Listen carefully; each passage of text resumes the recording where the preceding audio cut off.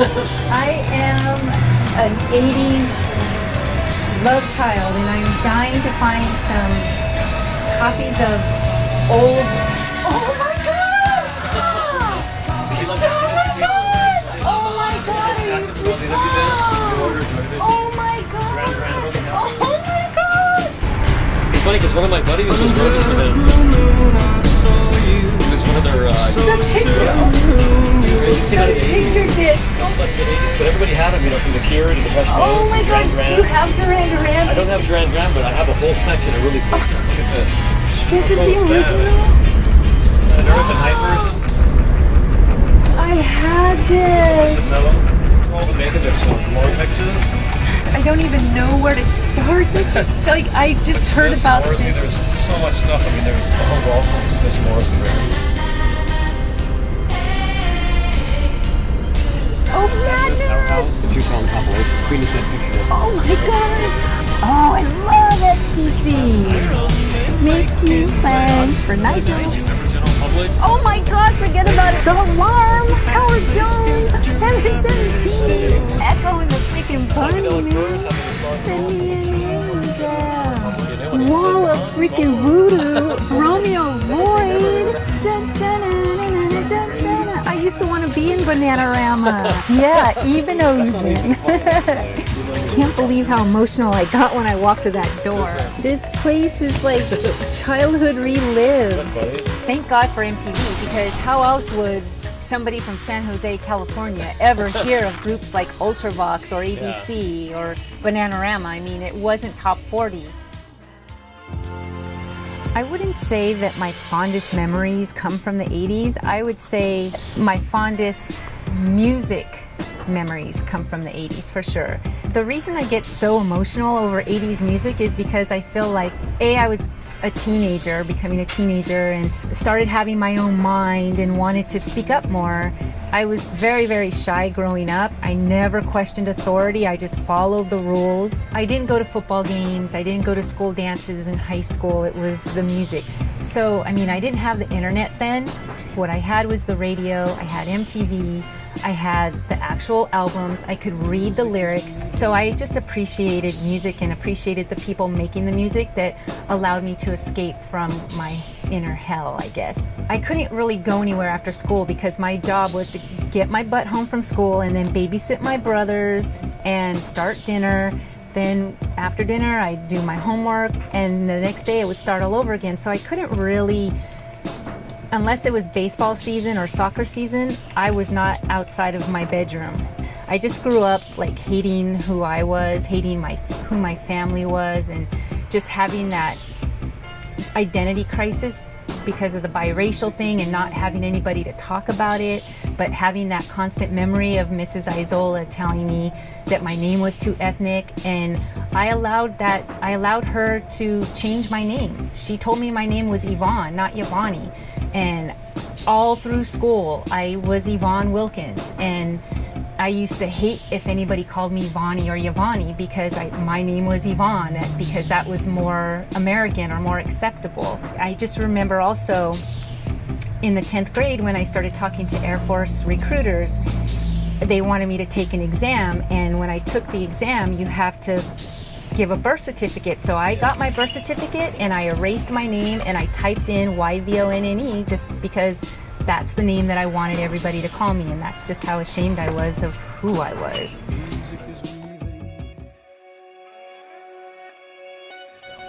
The style that I called myself, I was called mod, but I mean my version of mod because I bought all of my clothes from like vintage stores. I tried really hard to look more like Duran Duran's first album days.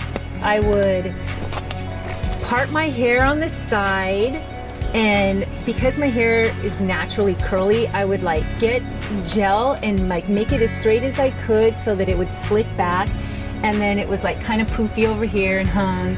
My hair was shoulder length. It was just a lame haircut. I would always like wear eyeliner. Of the color of the eyeliner was whatever color I was wearing. I would do the eyeliner and then have it extend out to the side here and just like make a snake or make a heart.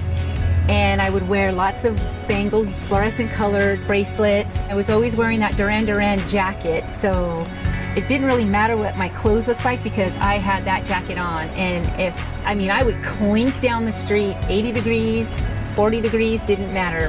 That Duran Duran jacket would not come off me.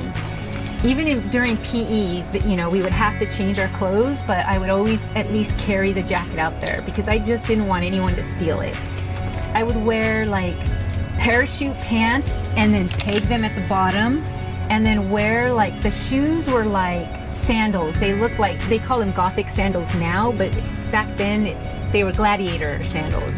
Somehow I went through a box of clothes that my stepdad had, and he had this shirt that said, it had a picture of Archie Bunker and it said Archie Bunker for president. I would wear that shirt like at least once a week, and I wish I still had that shirt because I loved it. And then I had like a Frankie Goes to Hollywood shirt that said Love Not War, and it like was a long white shirt with big bold black letters, and I would wear a cinching black belt and like black boots and pegged pants, and yeah, I was just cool. As soon as I started the whole Duran Duran thing, then there would be other people who would start wearing Duran Duran buttons. But then all of a sudden in about 1984, this rock band started being popular called Motley Freaking Crue. I could not understand why these girls loved Motley Crue. We would always get in these battles. I would come to school with 250 buttons on my shirt. This other girl would show up with Motley Crue buttons, probably 50, but her collection was getting bigger and bigger and bigger. And so it was always like a battle of the bands, and it was only us girls, and it was through the buttons that we would wear. So of course now I appreciate Motley Crue, but I just remember back then it was a battle between me with Duran Duran, another girl, can't remember her name, with Motley Crue, and then another girl with Adam Ant. Like, she was covered head to toe. She cut her hair like Adam Ant, wore her makeup like Adam Ant, but at least I liked Adam Ant, so she and I at least got along. Oh, and then there was another girl who was a Prince fanatic. And back then I did not like Prince. I just didn't like that kind of music. I was too good for that kind of music. My parents didn't think I looked all that great, but at least they let me be me. And as long as I wasn't a bad kid and I wasn't getting into trouble, so they were just like, if that's the worst she's gonna do, let her wear whatever she wants to wear.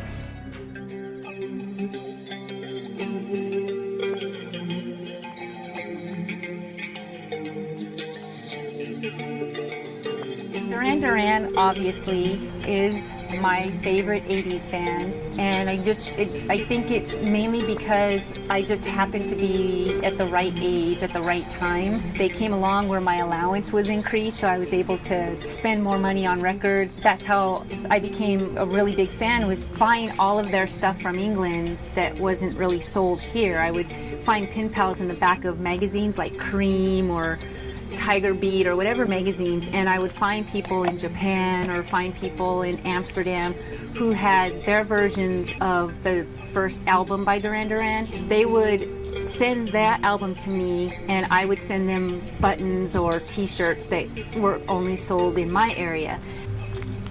Oh, it just like brings back so many memories, because this was the tour that I ran away from home to see them for 4 days in a row. It's the best 4 days of my teenage life, I have to say.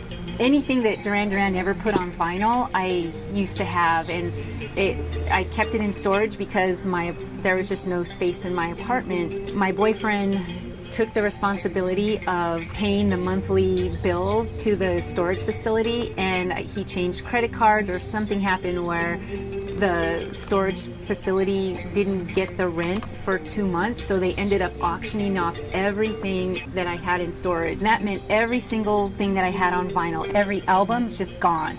Thank God I was smart enough to leave my ski jacket with the 500 Duran Duran buttons with my mom. She kept it for me in their attic.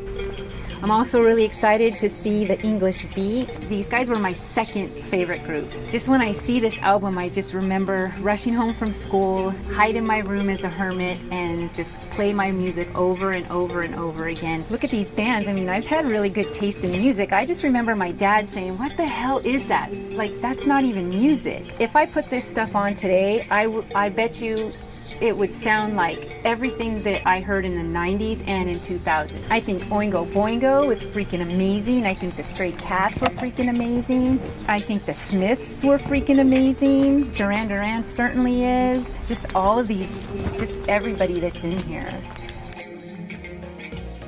So groups like the Smiths and Ultravox and Madness and the Specials, I mean, this was not played, the English Beat, this was not played on Top 40 radio.